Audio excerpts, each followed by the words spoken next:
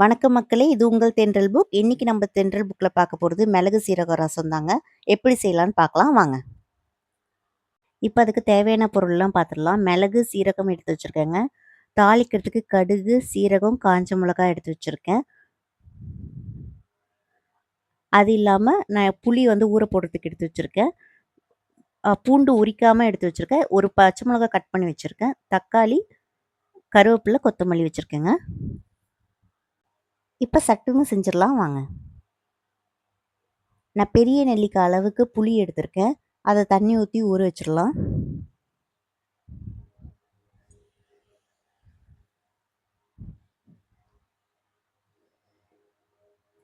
Next அரைக்க வேண்டியதெல்லாம் அரைச்சிடலாங்க.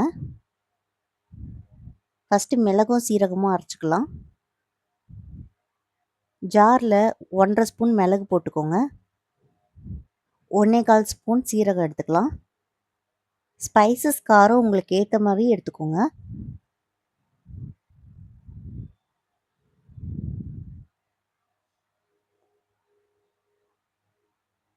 இப்போ இதை அரைச்சிட்டு வந்துடலாங்க.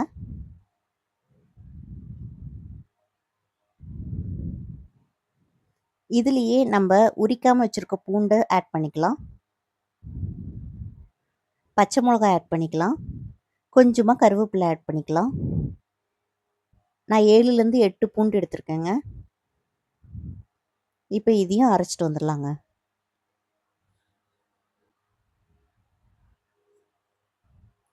இப்போ இதை வேறு பவுலுக்கு ட்ரான்ஸ்ஃபர் பண்ணிக்கலாம்.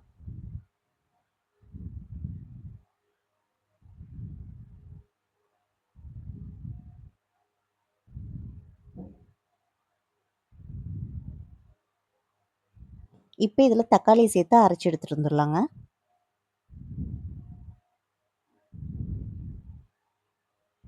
அதையும் இதுலேயே ஆட் பண்ணிக்கலாம்.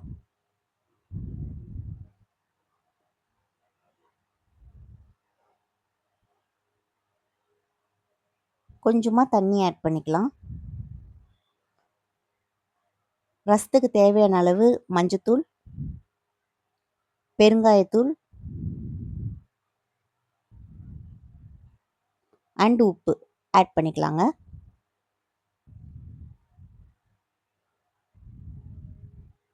ரசத்துக்கு தேவையான அளவு தண்ணீர் சேர்த்துக்கலாம்.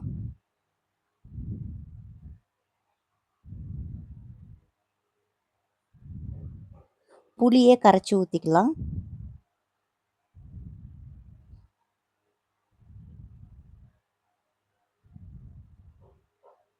வடிகட்டிக்கோங்க. இப்போ இந்த ஸ்டேஜ்லேயே நம்ம உப்பு காரம்லாம் செக் பண்ணிக்கலாம்.